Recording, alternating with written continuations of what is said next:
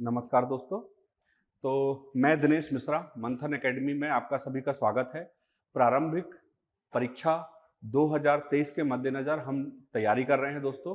तो मैं आपको नया सब्जेक्ट मध्य प्रदेश, आपको सभी को पता है दोस्तों, चाहे मध्य प्रदेश पीएससी हो, मध्य प्रदेश सब इंस्पेक्टर हो, मध्य प्रदेश कांस्टेबल हो, मध्य प्रदेश पटवारी हो, कोई सा भी एग्जाम उठा के देख लो, उसमें जो सबसे ज़्यादा कोर्स कवर करता है, जो ज़्यादा नंबर कवर करता है दोस्तों, वो है मध्य प्रदेश। दोस्तों हम मध्य प्रदेश पढ़ते हैं, मध्य प्रदेश बहुत ज़्यादा कठिन नहीं है, सामान्य है। पर दोस्तों कई बार मध्य प्रदेश के साथ समस्या ये होती है कि हम विभिन्न प्रकार के स्रोतों से पढ़ते हैं और उसको समराइज नहीं कर पाते, उसको हम कंपाइल नहीं कर पाते। कभी कुछ इन्फॉर्मेशन यहाँ से, कभी इन्फॉर्मेशन यहाँ से, और फिर हमें समझ में नहीं आता कि हम परीक्षा के समय रिवाइज किससे करें। तो दोस्तों ये हमारा जो मिशन है वो ऐसा रहेगा कि आपको एक वीडियो कंप्लीट में रहेगा, मतलब थोड़ी समय लग सकता है, पर कोशिश करेंगे कि कोई भी इंफॉर्मेशन छूटे ना, और बहुत डेप्थ में जाने की कोशिश करेंगे, पूरा विस्तृत डिटेल में अपन पढ़ाई करने की कोशिश करेंगे, और तरीका इतना आसान करेंगे कि आप केवल वीडियो देख लें, उतने में ही आपको याद हो जाए, और उस टॉपिक के खत्म होने के बाद उसके क्वेश्चन भी अपन सॉल्व करने की कोशिश करेंगे। तो दोस्तों सभी को नमस्कार, चालू करते हैं मध्य प्रदेश। ठीक है दोस्तों, तो आज सबसे पहले केवल हम बात करते हैं मध्य प्रदेश की स्थिति और मध्य प्रदेश का विस्तार। तो थोड़ी सा देखो दोस्तों,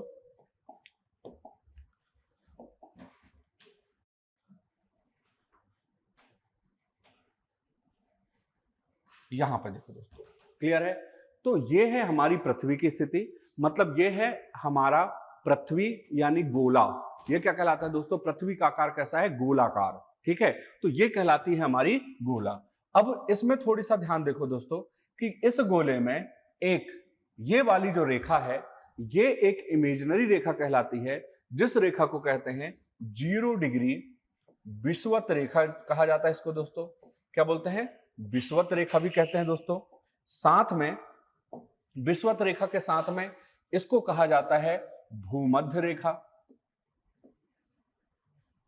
भूमध्य रेखा भी कहते हैं दोस्तों। इसी को कहते हैं दोस्तों इक्वेटर लाइन। क्या कहा जाता है? Equator line. क्लियर दोस्तों? तो ये विभिन्न नाम से फेमस है क्योंकि भूमि के बीचों बीच से गुजरती है, इसलिए इसको कहा जाता है भूमध्य रेखा।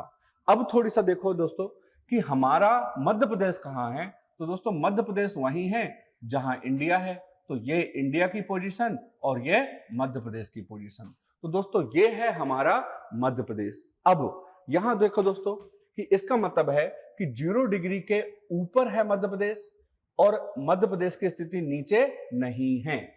मध्य प्रदेश नीचे नहीं है बल्कि 0 डिग्री के ऊपर है। दोस्तों बहुत छोटी सी इंफॉर्मेशन है, मुझे पता है कि आप सभी लोगों को ये पता है, पर हम शुरुआत से कर रहे हैं, एकदम इस इनिशियल स्टेज से, और छोटी छोटी चीजों से लेके डेप्थ तक और हाईएस्ट चीजों तक पहुंचेंगे, अपन पीक तक पहुंचेंगे। तो आप गंभीरता से और धैर्य बना के पढ़ें। भले आप ये पढ़ चुके हैं, जानते हैं, पर फिर भी एक बार अपनी आंखों के सामने से उसको गुजरने दें और धैर्य रख के धीरे धीरे पढ़ें, तब आपको समझ में आएगा कि हमारी कोई भी चीज छूटने वाली नहीं है। तो दोस्तों अब ये है हमारा मध्य प्रदेश। अब अगर हम क्या करते हैं कि इस गोला को यहां से बीच से दोस्तों हम काट देते हैं। क्या करते हैं? बीच से हम काट देते हैं। अगर हम बीच से काटते हैं तब स्थिति कैसी होगी दोस्तों? इस तरह से स्थिति होगी कुछ।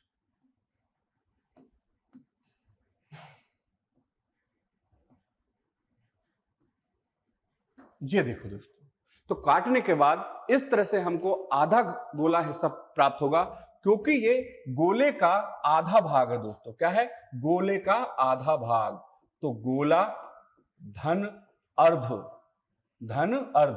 तो इसको कहा जाएगा दोस्तों गोलार्ध। तो ये क्या कहलाता है दोस्तों? गोलार्ध। अब ये गोला का आधा भाग कहां का था? ऊपर का था। कहां का था? ऊपर का था। तो इसलिए इस गोलार्ध को कहा जाएगा उत्तरी गोलार्ध। क्या कहा जाता है दोस्तों? उत्तरी गोलार्ध। तो अगर मध्य प्रदेश की स्थिति की बात करूं तो मध्य प्रदेश कहां पर है दोस्तों? यहां पर, जहां पर हमारा भारत है, इंडिया है। तो ये इंडिया के साथ साथ पूरा मध्य प्रदेश भी कहां पर है? उत्तरी गोलार्ध में। कहां पर है? उत्तरी गोलार्ध पर। तो दोस्तों इसको हमको ध्यान रखना है, ये हमारी पहली इंफॉर्मेशन है, पहला हमारा पॉइंट है कि मध्य प्रदेश की स्थिति कहां पर है दोस्तों? तो मध्य प्रदेश की स्थिति है उत्तरी गोलार्ध में। ठीक है। अब दोस्तों अगर मैं इसी को दो भागों में दूसरे तरीके से काटूं, कौन से तरीके से काटना है, तो ये यहां से, तो दोस्तों यहां से भी एक रेखा निकलती है और इस रेखा को कहा जाता है दोस्तों देशांतर रेखा। क्या कहते हैं? देशांतर रेखा, या इसी को कहा जाता है दोस्तों 0 डिग्री या GMT लाइन। क्या बोलते हैं? 0 डिग्री देशांतर रेखा या ग्रीनविच मीन टाइम रेखा। ठीक है, तो ये जो ग्रीनविच मीन टाइम रेखा है, अगर इसके अकॉर्डिंग में पृथ्वी को काटता हूं दोस्तों, तो किस तरह से होगा? यहां पर देखो थोड़ी सा,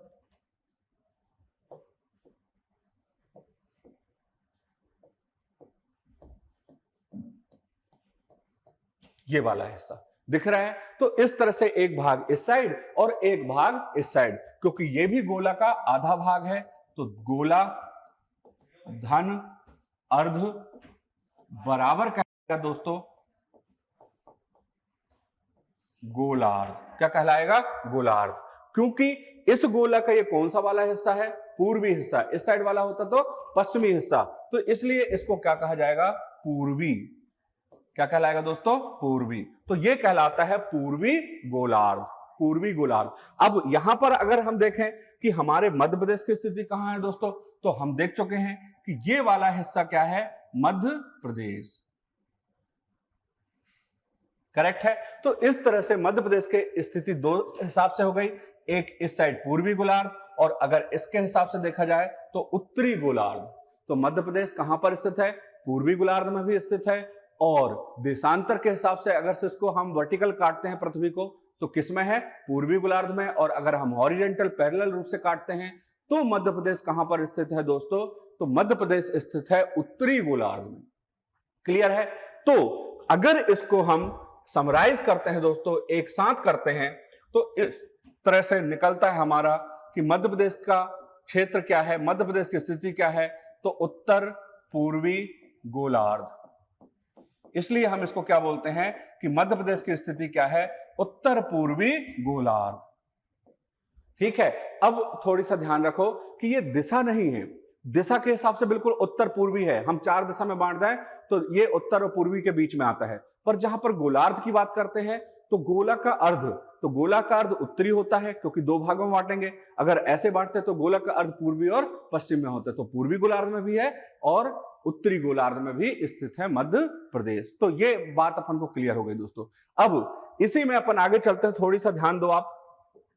यहां पर मध्य प्रदेश ये है, और विश्व के अन्य देश तो दोस्तों ये हैं। ये हमको पता है, उत्तर अमेरिका, दक्षिण अमेरिका, ब्रिटेन, यहां पर यूरोप के फ्रांस वगैरह, ये अफ्रीका, इटली वगैरह, ये सब देश ऐसे हैं। ये है वर्ल्ड के मैप के हिसाब से। तो अगर हम अभी तो हम पृथ्वी के आधार पर देख रहे थे, अगर हम मध्य प्रदेश की स्थिति वर्ल्ड के अन्य देशों के आधार पर देखें दोस्तों, तो अन्य देशों के अकॉर्डिंग मध्य प्रदेश कहां पर स्थित है? तो मध्य प्रदेश दोस्तों ये इन देशों के इस तरफ स्थित है। ये दिख रहा है आपको, समझ में भी आ रहा है कि इन देशों के इस तरफ स्थित है। दैट मीन्स मध्य प्रदेश दूसरे देशों की तुलना में पूर्वी में स्थित है। कहां पर है? पूर्व में स्थित है। तो हम दूसरे देशों की तुलना में पूर्व में स्थित हैं। और दोस्तों ये देश जो अमेरिका हो गए, जो ब्रिटेन हो गए, ये कहां पर स्थित हैं? तो दोस्तों ये मध्य प्रदेश या भारत के पश्चिम में स्थित है। कहां पर स्थित हैं? पश्चिम में। आपने सुना होगा पश्चिमी सभ्यता, कई बार पूछता है कि पश्चिमी सभ्यता का भारत में क्या प्रभाव पड़ा, पश्चिमी सभ्यता का हमारी संस्कृति में क्या प्रभाव पड़ा। और हम बोलते हैं ना कि हमारे संस्कृति का नाश हो गया, हमारे परिधानों का यह हो गया, सम्मान का नाश हो गया, बहुत सारी परंपराएं खत्म हो गई, लोग परवाह नहीं करते हैं, इज्जत नहीं करते हैं। क्या मतलब इसका? इसका मतलब है पश्चिमी देश, अमेरिका का देश, ब्रिटेन का देश, फ्रांस का देश, पेरिस, ये सब देशों की संस्कृति हमने ग्रहण की है। और ये देश हमारी किस दिशा में है? पश्चिम दिशा में है। तो इसलिए कहा जाता है पश्चिमी सभ्यता ने हमको कहां से कहां लाकर खड़ा कर दिया है, या हमें बर्बाद। तो अगर विश्व के देशों की तुलना में देखें तो हम उन देशों के पूर्व में हैं, और वो हमारे कहां पर हैं? पश्चिम में हैं। करेक्ट है दोस्तों? तो ये हमारा एक क्लियर हो गया, एक पॉइंट कि कहां पर हम स्थित हैं। अब इससे क्या क्वेश्चन आते हैं दोस्तों, थोड़ी सा इनके क्वेश्चनों के परिप्रेक्ष्य में अपन देख लेते हैं। अब देखो दोस्तों, कि ये है हमारा मध्य प्रदेश। अब ये मध्य प्रदेश के अकॉर्डिंग हम क्वेश्चन कैसे कवर करता है, कैसे पूछा जाता है, तो थोड़ी सा देखते हैं। इसको पता है कि इसको क्या कहा जाता है दोस्तों, 0 डिग्री अक्षांश रेखा। ये क्या कहलाती है, 0 डिग्री अक्षांश रेखा। और दोस्तों ये क्या है, तो ये है 0 डिग्री देशांतर रेखा। क्या है, देशांतर रेखा। क्लियर है। अब इसकी कुछ सब रेखाएं भी हैं दोस्तों, उनको हम थोड़ी देर बाद देखेंगे, पहले इसी रेखा पे देख लें। अब ये हमको पता है दोस्तों, ये है ध्रुव। क्या है, ध्रुव।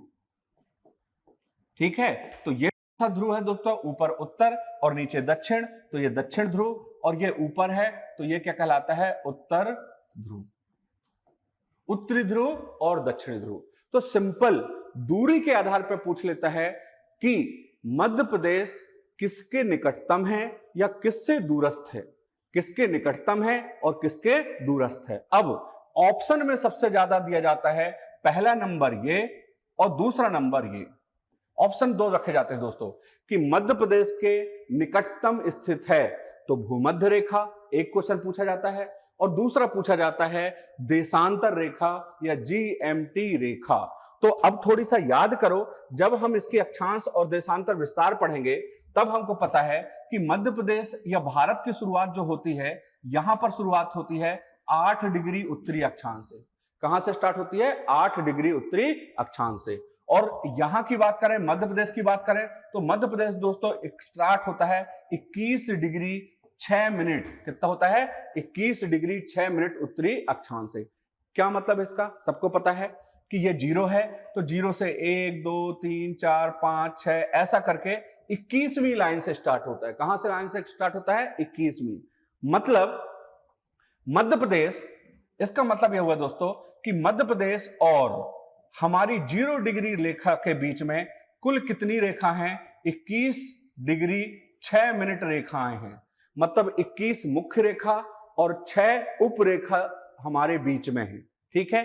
अब यहां से देखो दोस्तों, अगर ये देशांतर विस्तार है तो मध्य प्रदेश की जो शुरुआत होती है यहां पर, तो आपको याद होगा ये होती है 74 डिग्री से।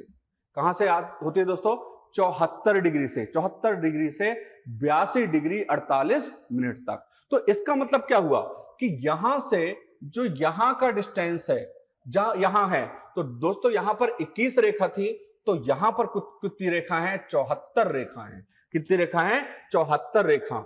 अब आपको याद होगा कि कोई भी अक्षांश रेखा हो तो उनके बीच में 111 डिग्री का होता है, देशांतर रेखा में थोड़ी 111.12 कुछ होता है। ठीक है, लेकिन औसत रूप में दोनों रेखा के बीच में कुल कितना डिस्टेंस होता है, 111 किलोमीटर का डिस्टेंस होता है।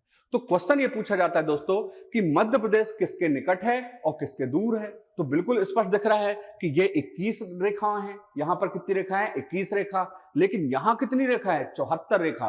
तो मध्य प्रदेश देशांतर रेखा से दूर है, मध्य प्रदेश देशांतर रेखा के दूरस्थ है और अक्षांश रेखा के नजदीक है अपेक्षाकृत। तो अक्षांश रेखा के पास और देशांतर रेखा के दूरस्थ। तो अगर ऐसा क्वेश्चन पूछा जाता है कि मध्य प्रदेश के सबसे निकटतम रेखा कौन सी है, और क्वेश्चन में 2 बस दिया है, आपको चुनना है अक्षांश रेखा और देशांतर रेखा। तो मध्य प्रदेश के निकटतम है 0 डिग्री देशांतर रेखा, मध्य प्रदेश के निकटतम है 0 डिग्री अक्षांश रेखा, ना कि 0 डिग्री देशांतर रेखा। इसको ध्यान रखना है दोस्तों। तो हमको अब ये तक क्लियर हो गया कि मध्य प्रदेश किसके पास में है, तो मध्य प्रदेश है 21, मतलब मध्य प्रदेश है 0 डिग्री अक्षांश रेखा के पास में, और मध्य प्रदेश दूर है दोस्तों देशांतर रेखा से। किससे दूर है, देशांतर रेखा से। और मध्य प्रदेश और अक्षांश रेखा के बीच में कुल कितनी रेखा है, 21 रेखा। अब थोड़ी सा इसको ध्यान रखना है दोस्तों कि मध्य प्रदेश और अक्षांश रेखा के बीच ये जो डिस्टेंस है, ये डिस्टेंस कितना है दोस्तों, तो ये है 2386 किलोमीटर। थोड़ी सा इसमें अंतर है दोस्तों।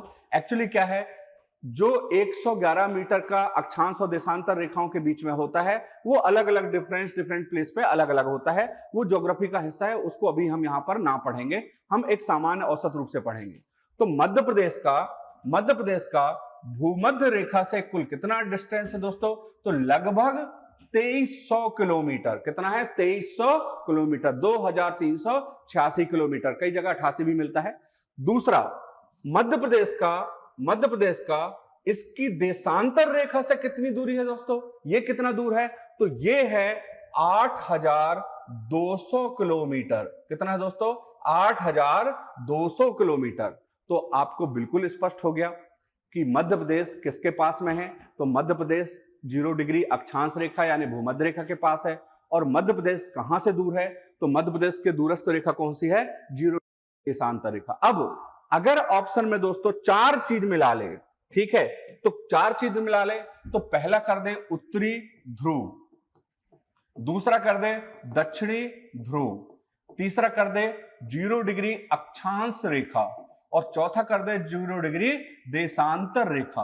अब इनमें चुनना हो कि मध्य प्रदेश के निकटतम कौन है और मध्य प्रदेश से दूरस्थ कौन है। तो चारों में देखो दोस्तों, तो चारों देखोगे तो मध्य प्रदेश से, यहां से मध्य प्रदेश से ये वाली रेखा दक्षिणी ध्रुव और मध्य प्रदेश से ये वाली रेखा उत्तरी। तो दोस्तों यहां से अगर मध्य प्रदेश बीचों बीच होता तो यहां से उतना ही दूर उत्तरी ध्रुव होता, उतनी दूर दक्षिणी ध्रुव होता। पर ऑलरेडी मध्य प्रदेश किस पर स्थित है, तो मध्य प्रदेश स्थित है दोस्तों कहां, ऊपर दक्षिण की तरफ है। कहां पर है, दक्षिण की तरफ। तो मध्य प्रदेश दूरस्थ कहां से है, दक्षिणी ध्रुव से। कहां से है, दक्षिणी ध्रुव से। और निकटतम कहां पर है, उत्तरी ध्रुव पर है। क्लियर हो गया। तो मध्य प्रदेश दक्षिणी ध्रुव के दूर है और उत्तरी ध्रुव के पास है। अब तीसरा ऑप्शन आता है दोस्तों, याद रखना इसके बाद एक और रेखा आती है, उसको भी आपको ध्यान रखना है। अगर पूछ लेता है इसके बाद एक रेखा होती है दोस्तों, ये वाली रेखा, ये और ये वाली रेखा, ये 2 रेखा होती है दोस्तों। क्लियर है। इसको मैं थोड़ी क्लीन कर देता हूं तो आपको और अच्छा समझ में आएगा दोस्तों। अब देख लो, यहां पर एक रेखा है दोस्तों, ये वाली रेखा 23.5 डिग्री और दूसरी रेखा है ये वाली। तो ये दोस्तों रेखा है 23.5 डिग्री उत्तरी अक्षांश रेखा और ये वाली है दोस्तों 23.5 डिग्री दक्षिणी अक्षांश रेखा। क्या मतलब हुआ इसका, इसका मतलब हुआ इसको कहा जाता है कर्क रेखा और इसको कहा जाता है दोस्तों मकर रेखा। वो कर्क रेखा और ये मकर रेखा। अब अगर इसको भी शामिल कर लिया जाए तो फिर स्थिति कैसी होगी दोस्तों, यहां देख लो कि मध्य प्रदेश की स्थिति,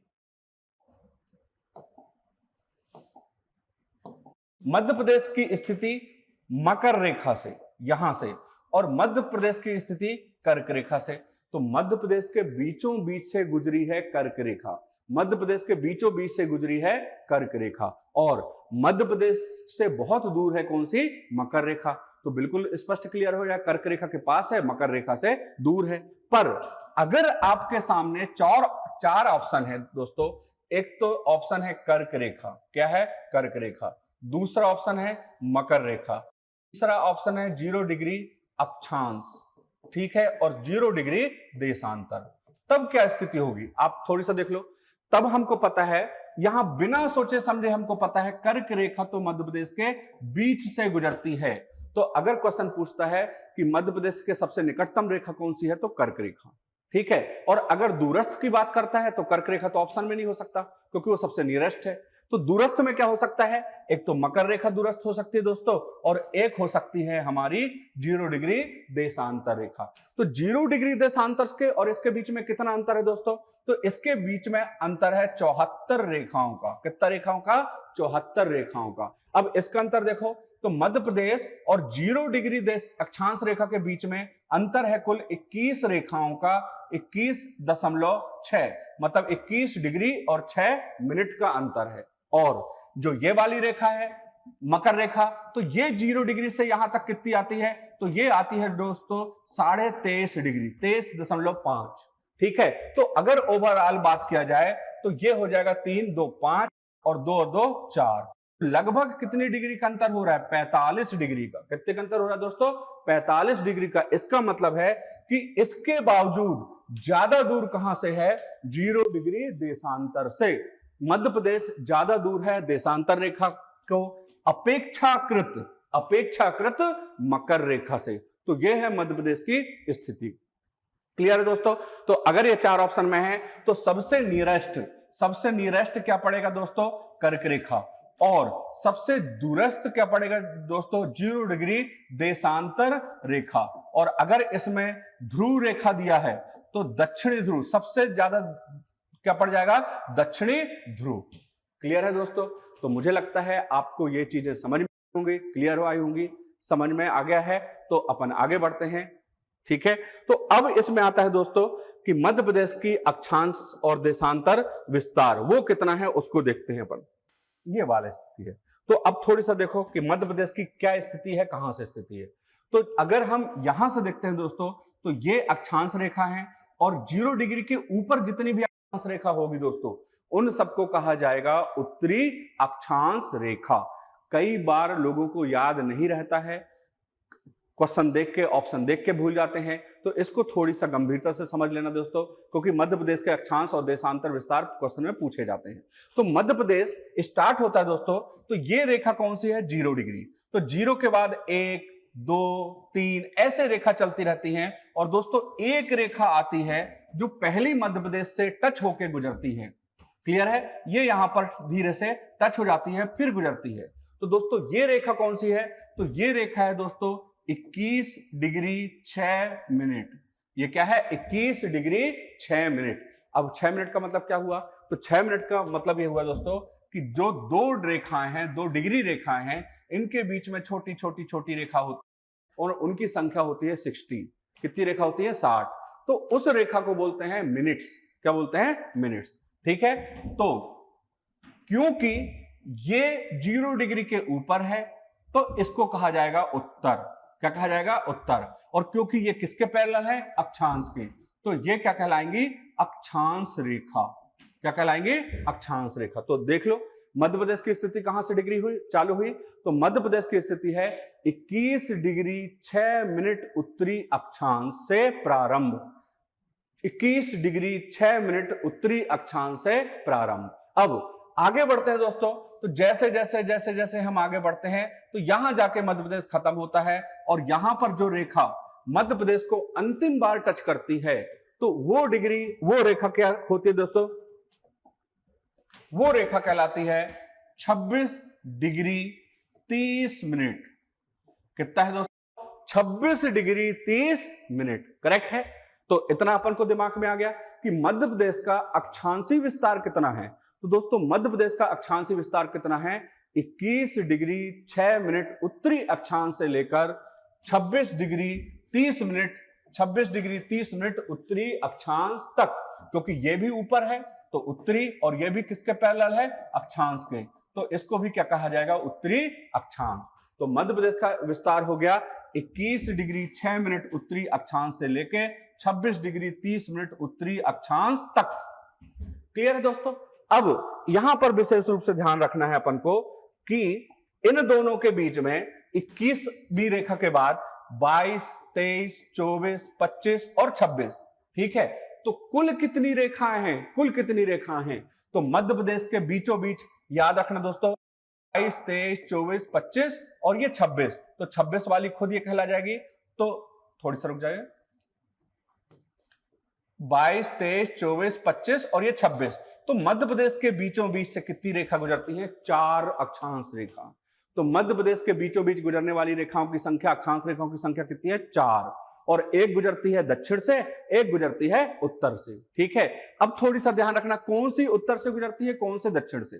तो थोड़ी सा देखो कि जो मध्य प्रदेश में दक्षिण से गुजरती है, तो ये 21वीं अक्षांश रेखा नहीं गुजरती, बल्कि 21वीं अक्षांश रेखा के बाद मिनट की रेखा गुजरती है। कौन से मिनट की, 6वीं मिनट की। लेकिन जो दूसरी दक्षिणी अक्षांश की बात कर रही है, अंतिम वाला है, तो ये 26 डिग्री पड़ जाता है और 26 के बाद 30 मिनट आता है।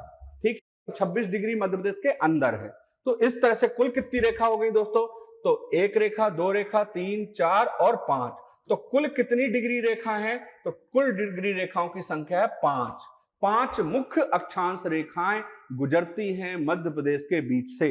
ध्यान रखना दोस्तों, ये मध्य प्रदेश के बीच से गुजरती नहीं है, इमेजिनरी रेखाएं हैं। हमने काल्पनिक रेखाओं को माना है, हमारी बहुत सारी स्थिति विस्तार वगैरह देखने के लिए, मापन के लिए, लोकेशन देखने के लिए हमने इनको रेखाओं को मैप में खींचा है, पृथ्वी में नहीं खींचा है। क्लियर हो गया। तो क्वेश्चन की दृष्टि से फिर से देख लो कि मध्य प्रदेश का अक्षांशीय विस्तार कितना है दोस्तों। तो मध्य प्रदेश का अक्षांशीय विस्तार है 21 डिग्री 6 मिनट उत्तरी अक्षांश से लेके 26 डिग्री 30 मिनट उत्तरी अक्षांश तक। क्लियर है। और इनके बीच में कुल कितनी डिग्री रेखाएं हैं, तो कुल कितनी डिग्री रेखाएं हैं दोस्तों, तो इनके बीच में कुल डिग्री रेखाओं की संख्या है 5। क्लियर है। अब यही चीज हम देशांतर की तरफ से चलते हैं। तो इस रेखा के इस साइड है, तो सबकी सब रेखा क्या कहलाएंगी दोस्तों, पूर्वी। और अगर इस तरफ होता तो क्या कहलाता, पश्चिमी। तो पूरी की पूरी देशांतर रेखा कौन सी होंगी, पूर्वी देशांतर रेखा। तो जो पहली रेखा है जो टच करती है ये, ठीक है दोस्तों, तो ये पूरी की पूरी कौन सी है, 74 डिग्री। कौन सी है, 74 डिग्री। और जो लास्ट रेखा क्रॉस करती है दोस्तों, तो जो लास्ट रेखा क्रॉस करती है वो डिग्री है 82 डिग्री 48 मिनट। कौन सी है दोस्तों, 82 डिग्री 48 मिनट। दैट मीन्स क्या हुआ कि मध्य प्रदेश का देशांतर विस्तार कितना है, तो मध्य प्रदेश प्रारंभ होता है 74 डिग्री पूर्वी देशांतर से, क्योंकि पूरब में है तो पूर्वी देशांतर। तो मध्य प्रदेश प्रारंभ होता है 74 डिग्री पूर्वी देशांतर से, और जाके दोस्तों खत्म कहां होता है, तो खत्म होता है 82 डिग्री 48 मिनट पूर्वी देशांतर तक। 82 डिग्री पूर्वी देशांतर तक। तो अब कितनी देशांतर रेखा हो गई दोस्तों, तो 74 डिग्री मध्य प्रदेश को टच करती है तो वो भी काउंट होगी। तो 74, 75, 76, 77, 78, 79, 80, 81 और 82। तो कुल कितनी रेखाएं हैं दोस्तों, ये है 9। तो अगर सिंपल ये क्वेश्चन पूछ लेता है, ये क्वेश्चन आ जाता है दोस्तों कि मध्य प्रदेश में सबसे ज्यादा अक्षांश रेखा गुजरती हैं या सबसे ज्यादा देशांतर रेखा, तो अगर तुम्हारे दिमाग में मध्य प्रदेश का मैप है तो तुम्हें वैसे भी पता है कि मध्य प्रदेश की चौड़ाई पूर्व से लेकर पश्चिम के तक ज्यादा लंबी है, 3214 किलोमीटर है, आपको पता है। तो मध्य प्रदेश चौड़ा ज्यादा है तो देशांतर रेखा चौड़ाई पे चलती है, तो उनकी संख्या ज्यादा होगी। और अगर संख्या पूछ लेती है तो संख्या कितनी है, 9। कितनी संख्या है, 9। 74 से लेके 82 डिग्री 48 मिनट तक। और अगर पूछ लेता है ऊपर से नीचे में, उत्तर से दक्षिण में पूछ लेता है, अक्षांश रेखा की संख्या पूछ लेता है, तो दोस्तों आपको समझ में आ गया होगा कि मध्य प्रदेश क्या है, ऊपर से नीचे मतलब उत्तर से दक्षिण में थोड़ी सा चपटा है और पूर्व से पश्चिम में फैला है। तो डेफिनेटली पूर्व से पश्चिम में ज्यादा दूरी होगी और ऊपर से नीचे में कम दूरी होगी। तो इसका मतलब क्या हुआ कि मध्य प्रदेश में ये जो पूर्व से पश्चिम के एरिया की जो रेखाएं हैं उनकी संख्या ज्यादा होगी और उत्तर से दक्षिण में जो रेखाएं होंगी वो थोड़ी सी कम होंगी। तो ये अपने ग्लोब के आधार पर स्थिति और विस्तार समझ में आ गया दोस्तों। अब थोड़ी चलते हैं हम अपने राज्यों के आधार पर इसका विस्तार, या हम देखते हैं कि हमारे अगल बगल के कौन से पड़ोसी राज्य हैं, उसके हिसाब से क्या मध्य प्रदेश की स्थिति है। क्लियर है दोस्तों।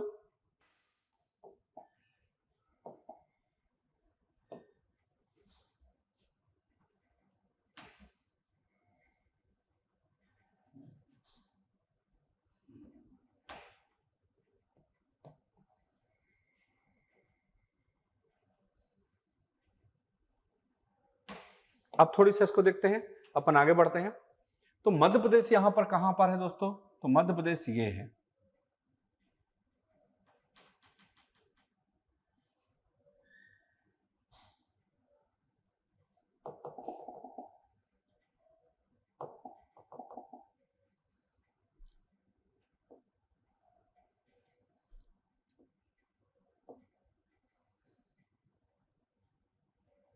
ये स्थिति मध्य प्रदेश की है।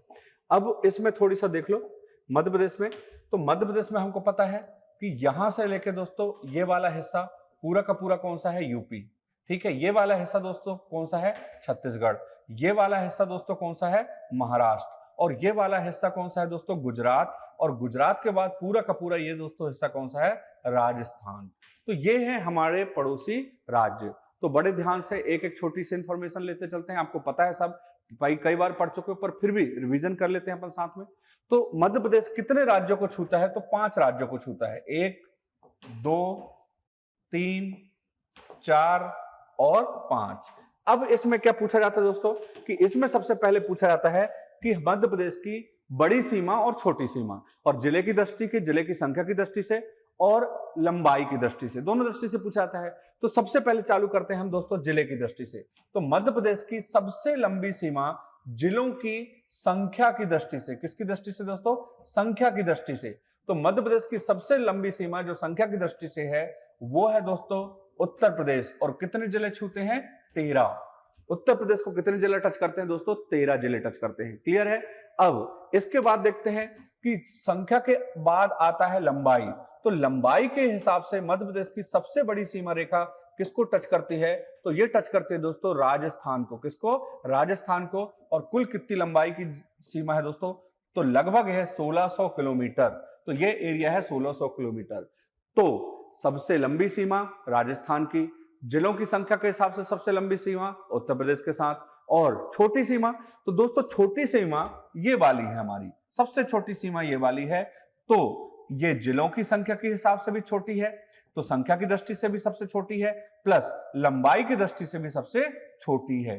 तो किसी भी दृष्टि से पूछा जाए सबसे छोटी सीमा किससे लगती है? हमारी गुजरात से। क्लियर हो गया? एक बात ये ध्यान रखना, अब जब हमारी सीमा रेखा लगती है, टच होती है, तो दोस्तों इसमें हमको ये याद रखना है कि हमारे कितने जिले हैं जो दोस्तों जो उत्तर प्रदेश को छूते हैं, और उत्तर प्रदेश के कितने जिले हैं जो हमको छूते हैं। तो इसको थोड़ी सा देखते हैं।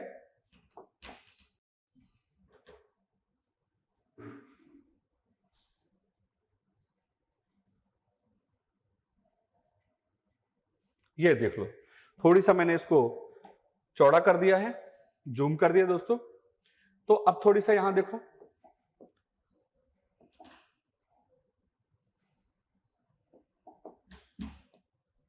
मध्य प्रदेश के यहां से यहां तक जो उत्तर प्रदेश को टच करते हैं जिले, मध्य प्रदेश के जिले जो दोस्तों उत्तर प्रदेश को टच करते हैं, इनकी टोटल संख्या है 13। कितनी संख्या दोस्तों? 13। क्लियर है? तो मध्य प्रदेश के जिलों की संख्या जो यूपी को छूती हैं वो संख्या है दोस्तों 13। कितनी है? 13। अब उत्तर प्रदेश के जिले भी हैं जो मध्य प्रदेश को टच करते हैं, तो ऐसे जिलों की संख्या जो मध्य प्रदेश को छूते हैं उन जिलों की संख्या है दोस्तों 11। कितनी है? 11। तो हमसे 2 कम यूपी के जिले हैं जो हमको छूते हैं, और हमारे 2 जिले ज्यादा संख्या में हैं जो उनको छूते हैं। दैट मीन्स मध्य प्रदेश के जिलों की संख्या जिनकी सीमा यूपी से लगती है वो संख्या है 13। यूपी के जिलों की संख्या जो मध्य प्रदेश से लगती है वो संख्या है दोस्तों 11। कितनी है? 11। अब हम आगे बढ़ते हैं कि इसके अलावा देखते हैं महाराष्ट्र। क्या है दोस्तों? महाराष्ट्र। तो महाराष्ट्र के हमारे एरिया के मतलब मध्य प्रदेश के जिलों की संख्या जो महाराष्ट्र को छूते हैं, तो ये दोस्तों ये संख्या है कुल 9। कितनी है? 9। तो 9 जिले हैं जो टच करते हैं किसको?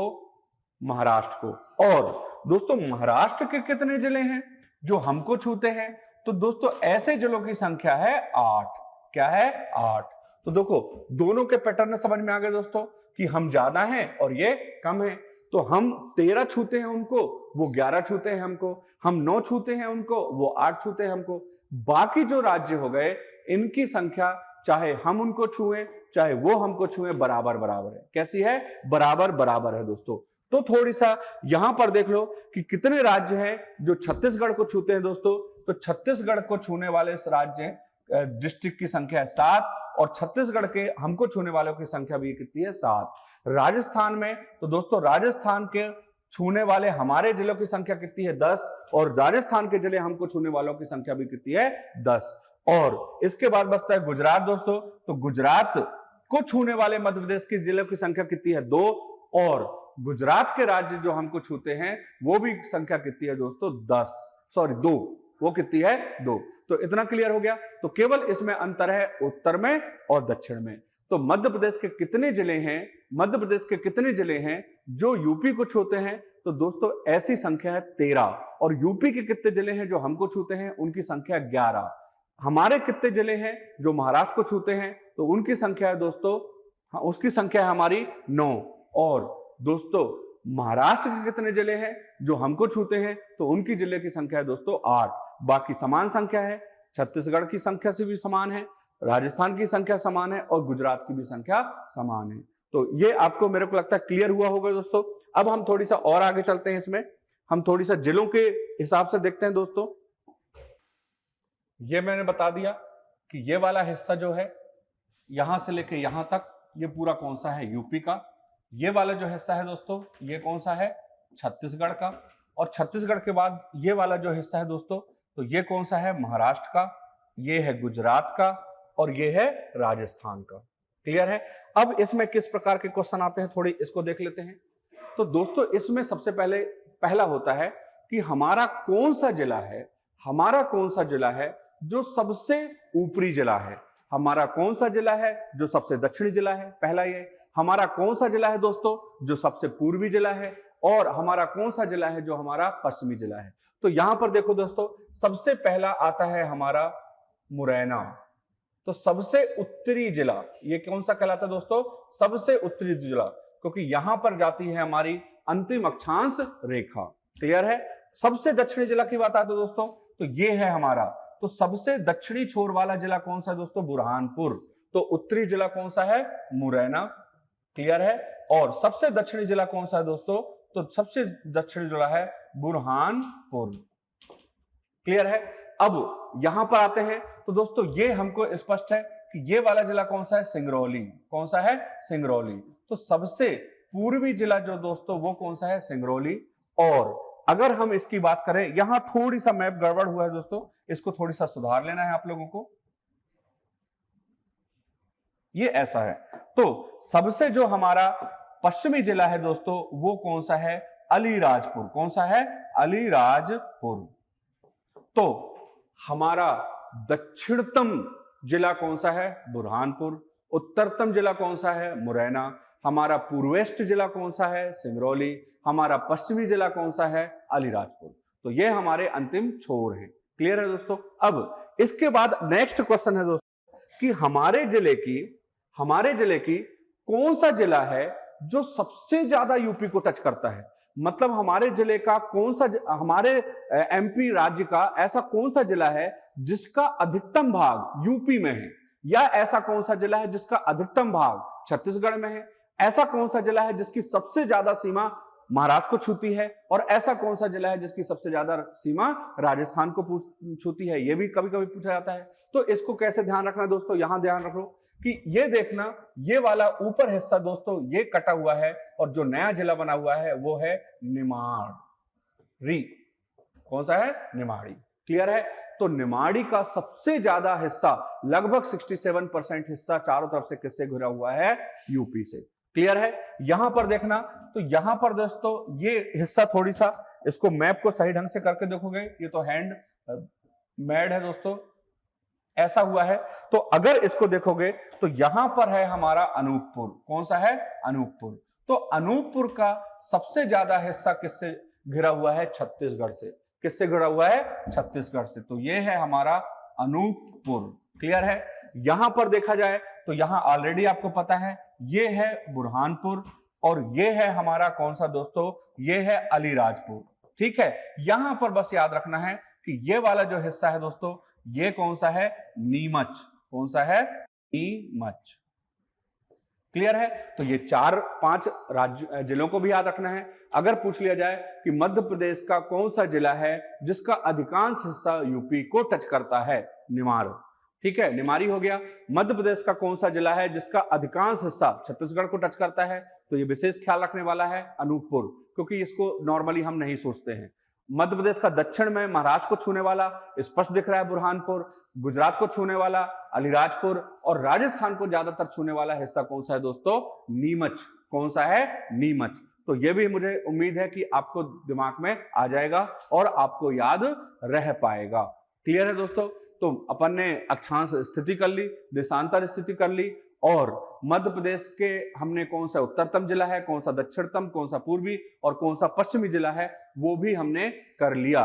तो दोस्तों थोड़ी सा हम करते हैं मध्य प्रदेश के बीच की लंबाई और मध्य प्रदेश के बीच की चौड़ाई कुल कितनी है, उसको भी थोड़ी सा हमको देखना है। तो मध्य प्रदेश उत्तरी जिला कौन सा है, ये, और दक्षिणी जिला कौन सा है, ये। तो इनके बीच की लंबाई ये, और यहां पर हमारा जो सबसे दक्षिण जिला ये है और सबसे उत्तरी जिला कौन सा है, ये। तो इनके बीच की दूरी, मतलब इन दूरी को कहा जाता है उत्तर से दक्षिण का बीच का डिस्टेंस और पूर्व से पश्चिम बीच का डिस्टेंस। तो इसको भी हमको ध्यान रखना है। क्लियर है। तो मध्य प्रदेश ऊपर से नीचे, यहां से यहां कम है, यह दिख रहा है कि ये वाला जो हिस्सा है ये कम है और ये वाला हिस्सा जो है वो ज्यादा है। क्लियर है? तो ये जो ज्यादा वाला हिस्सा है दोस्तों, ये है 870 किलोमीटर। कितना है? 870 किलोमीटर। तो मध्य प्रदेश पूर्व से पश्चिम तक कितना फैला हुआ है? 870 किलोमीटर। ठीक है। और उत्तर से दक्षिण कितना है दोस्तों? तो उत्तर से दक्षिण है 605 किलोमीटर। तो ये है मध्य प्रदेश के आंकड़े जो हमको ध्यान रखना है कि उत्तर से दक्षिण कितना है? उत्तर से दक्षिण कितना है? 605 किलोमीटर और पूर्व से पश्चिम कितना है? 870 किलोमीटर। ये है इसका डिस्टेंस। हमने पूर्वी जिले भी कर लिए, हमने पश्चिमी जिले भी कर लिए। अब हम आते हैं इनके सीमा रेखा वाले जिले कि कौन सा जिला जो है वो किस राज्य को टच करता है, किसको टच नहीं करता। तो थोड़ी सा इसको विशेष रूप से ध्यान रखना है। यहां पर हमको इसके लिए जिले याद करना जरूरी है दोस्तों। तो थोड़ी सा चलते हैं।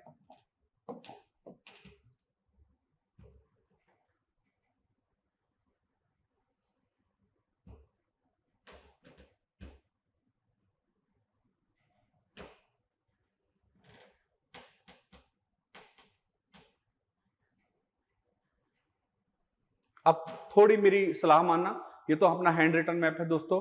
मेरी सलाह है, अगर आप रियली में एमपी की अच्छी तैयारी करना चाहते हो तो आपको आपके हाथों से मैप बनना चाहिए। आपको पूरे 50-51 जिले जो है मध्य प्रदेश के वो पूरे याद होने चाहिए और उनकी पोजीशन याद होनी चाहिए। और आप इसकी प्रैक्टिस करके 3 से 4 बार आंख बंद करके और प्रैक्टिस करके बनाएं तो बेहतर है, क्योंकि प्रारंभिक परीक्षा देंगे तो मुख्य परीक्षा भी देंगे और वहां पर आप हाथ से ही बना सकते हैं और कोई ऑप्शन नहीं है। उसकी प्रैक्टिस यहीं से हो सकती है। दूसरी, हम आगे कितना भी पढ़ें, नदियां पढ़ें, बांध पढ़ें, तो उसके लिए हमें जिलों का सिचुएशनली हमें पता होना चाहिए कि कौन सा जिला कहां है। इसके लिए बहुत बारीकी से नहीं जाना है दोस्तों कि पूरी सीमा हम किससे टच हो रही है, क्या करें। बस एक थोड़ी सा पता होना चाहिए कि ऊपर कौन सा है, नीचे कौन सा है, अगल बगल कौन सा है। तो संभाग याद रखना, नदियां याद रखना, खनिज याद रखना, राष्ट्रीय उद्यान, अभ्यारण्य, ये सब मैप से इजी वे में हो जाते हैं। तो आपसे रिक्वेस्ट है, आपको सलाह है कि आप इसको जरूर कर लें। मैं कुछ जिले आपको समझाता हूं और याद करने का तरीका बताता हूं। तो दोस्तों स्टार्ट करते हैं सबसे पहले हम ऊपर से। ठीक है। तो ऊपर में सबसे पहले दोस्तों ये देखो, ये 2 जिले हैं। ऊपर सबसे पहले ये श्योपुर, श्योपुर के बाद है कौन सा? मुरैना। कौन सा है? मुरैना। दोस्तों मुरैना के नीचे आओगे तो भिंड। कौन सा है? भिंड। भिंड के नीचे आओगे दोस्तों तो दतिया और इसके बीचों बीच में कौन सा है? ग्वालियर। और ग्वालियर के नीचे ये पूरा का पूरा दोस्तों कौन सा है? शिवपुरी। शिवपुरी के नीचे आओगे दोस्तों तो ये पूरा का पूरा मिलेगा आपको गुना। और गुना का पूर्वी हिस्सा 98 में काटकर बना दिया गया अशोक नगर। ये है हमारे उत्तरी जिले। तो बिल्कुल इसी सीक्वेंस में याद रखना है। ऊपर श्योपुर, श्योपुर के बगैर मुरैना, मुरैना के नीचे भिंड, भिंड के नीचे दतिया, दतिया के बगल में ग्वालियर, ग्वालियर के नीचे अपना शिवपुरी, शिवपुरी के नीचे गुना और गुना का पूर्वी हिस्सा काटा तो बन गया अशोक नगर। क्लियर है? ये याद रहेगा। अब इसके बाद अपन चलते हैं दोस्तों, तो इसके नीचे आते हैं तो अशोक नगर के नीचे आते हैं तो ये पूरा का पूरा जो दोस्तों है ये है विदिशा। कौन सा है? विदिशा। विदिशा के बाद आता है दोस्तों सागर। कौन सा है? सागर। सागर के बगल में आता है दोस्तों दमोह और सागर और दमोह के बीच में आता है छतरपुर। और छतरपुर के ऊपर आता है दोस्तों टीकमगढ़ और टीकमगढ़ के ऊपर जो है वो नया जिला बना है निमारी। ये है। ठीक है। तो विदिशा तक आ गए थे। गुना, गुना अशोकनगर और गुना अशोकनगर के नीचे कौन सा है? विदिशा। विदिशा के बगल में सागर, सागर के बगल में है दमोह, सागर दमोह के ऊपर छतरपुर, छतरपुर के ऊपर टीकमगढ़ और टीकमगढ़ के ऊपर है दोस्तों निमार। अब आगे चलते हैं अपन। तो आगे यहां पर बिल्कुल आसान है। सबसे पहले पन्ना, फिर सतना, फिर रीवा, फिर सीधी और सीधी के बाद है सिंगरौली। क्या है? सिंगरौली। बिल्कुल लाइन से पन्ना, सतना, रीवा, सीधा, सीधी और सिंगरौली। कौन से जिलों की टच करती है, नहीं करती है, वो जिला याद करने के बाद में बात करूंगा। ठीक है। जैसे यहां पर क्या है? सीधी। तो सीधी का हमको पता है कि डायरेक्ट टच नहीं है। तो इसको हम जब हम एक एक जिले को बारीकी से अभी इस नेक्स्ट चैप्टर में देखेंगे तब मैं बात करूंगा। अभी मैं बता रहा हूं कि कैसे आपको जिले याद रखना है। अब इसके नीचे चलते हैं दोस्तों। तो ये एक बार पुराना रिवाइज कर लो, फिर से याद कर लो। तो याद करोगे तो कैसे याद रखना है दोस्तों? ऊपर चले तो ऊपर में सबसे पहले श्योपुर, श्योपुर के बगल में मुरैना, मुरैना के नीचे भिंड, भिंड के नीचे दतिया, दतिया और भिंड के बगल में ग्वालियर, ग्वालियर के नीचे शिवपुरी, शिवपुरी और श्योपुर में अंतर याद रखना। उसके नीचे आता है गुना, गुना का आधा भाग काटा और बना दिया अशोकनगर। गुना और अशोकनगर के नीचे विदिशा, विदिशा के बगल में सागर, सागर के बगल में दमोह, दमोह और सागर के ऊपर दमोह और सागर के ऊपर छतरपुर, छतरपुर के ऊपर टीकमगढ़ और टीकमगढ़ के ऊपर निमाड़। निमाड़ के बाद अपन यहां पर फिर वापस चलते छतरपुर से, तो छतरपुर से पन्ना, सतना, रीवा, सीधी और सिंगरौली। इसके बाद आए दोस्तों तो ये वाला हिस्सा, ये पूरा का पूरा ये कहलाता है शहडोल। शहडोल के बाद आए तो ये पूरा का पूरा कहलाता है मंडला, और मंडला के बाद आए दोस्तों तो ये पूरा का पूरा कहलाता है बालाघाट। क्लियर है? तो ये क्लियर हो गया। सिंगरौली के नीचे आए शहडोल, शहडोल के बाद मंडला, मंडला के बाद बालाघाट। अब यहां पर थोड़ी सा देखो, इनको ध्यान रखना है कि ये पूरा का पूरा पहला शहडोल था, फिर शहडोल में से इसने पश्चिमी हिस्सा काटा और इसको बना दिया उमरिया। क्या बना दिया? उमरिया। और दक्षिणी काटा दोस्तों ये, इसको बना दिया हमारा अनूपपुर 98 में। ठीक है, तो शहडोल के ही तीनों भाग हैं और हमको याद रखना है, क्योंकि कई बार क्वेश्चन ऐसे पूछे जाते हैं जिसमें पुराने जिले की सिचुएशन भी शामिल हो जाती है। जैसे एक बार पूछा है कि सफेद शेर, व्हाइट टाइगर कहां पाए जाते हैं। अब हमें पता है उमरिया है, बांधवगढ़ है, पर ऑप्शन में उमरिया बांधवगढ़ नहीं दिया, केवल शहडोल दिया है। तो उमरिया भी किसका हिस्सा है? शहडोल का। तो हम शहडोल को भी आंसर सही मान सकते हैं। इसके बाद मंडला, तो मंडला का दोस्तों ऊपर वाला हिस्सा काटा है। कौन सा वाला? ऊपर वाला। तो मंडला का ऊपर वाला हिस्सा जो काट के बन गया कौन सा है? डिंडोरी। कौन सा है? डिंडोरी। और जो नीचे वाला है ये है तो अभी भी बालाघाट है और किसी भी प्रकार से कटा नहीं है। तो ये हो गया पूरा अपना छत्तीसगढ़ की सीमा। तो सिंगरौली तक कर लिए थे, सिंगरौली के बाद शहडोल, शहडोल के बाद मंडला, मंडला के बाद बालाघाट। शहडोल का पश्चिमी हिस्सा काटा उमरिया, और नीचे वाला हिस्सा काटा अनूपपुर। मंडला पढ़ा तो मंडला का ऊपरी हिस्सा काट के अलग से बनाया डिंडोरी, और बालाघाट अलग से है। ठीक है, फिर यहां से अपन क्लियर करेंगे दोस्तों। आगे चलेंगे तो बिल्कुल लाइन से चलो, है ना। फिर सिवनी, छिंदवाड़ा, नरसेपुर, बाला, सब ये सीधा सीधा अपन पहुंच जाएंगे कहां तक? यहां तक। क्लियर है? तो अभी दोस्तों काफी समय हो गया है, आज का लेक्चर इतना काफी है। तो मुझे उम्मीद है तो आप ये पूरे जिले कर लोगे, और अगर आपसे नहीं होता है तो मुझे कमेंट्स करना, मुझे मैसेज करना, तो मैं ये पूरे जिले आपको याद करवा दूंगा। और फिर एक एक चैप्टर से हम धीरे धीरे लेके चलेंगे। मध्य प्रदेश का गठन डेप्थ में लेके चलेंगे दोस्तों, बहुत सूक्ष्मता से लेके चलेंगे, और कोशिश करेंगे कि एक भी क्वेश्चन यहां से बाहर ना जाए। धन्यवाद। अगर पसंद आया हो तो सब्सक्राइब करिए प्लीज, और कमेंट्स अच्छे अच्छे करिए, मोटिवेट करिए हम लोगों को, और दोस्तों दूसरे लड़कों को, अपने भाइयों को, अपने रिश्तेदारों को पक्का शेयर करिए। कहीं ना कहीं वो यहाँ नहीं पहुँच पा रहे हैं, ऑफलाइन क्लासें नहीं ले पा रहे हैं, तो इसी के माध्यम से वो लाभान्वित हो पाएं, इसका जरूर ख्याल रखिए। धन्यवाद।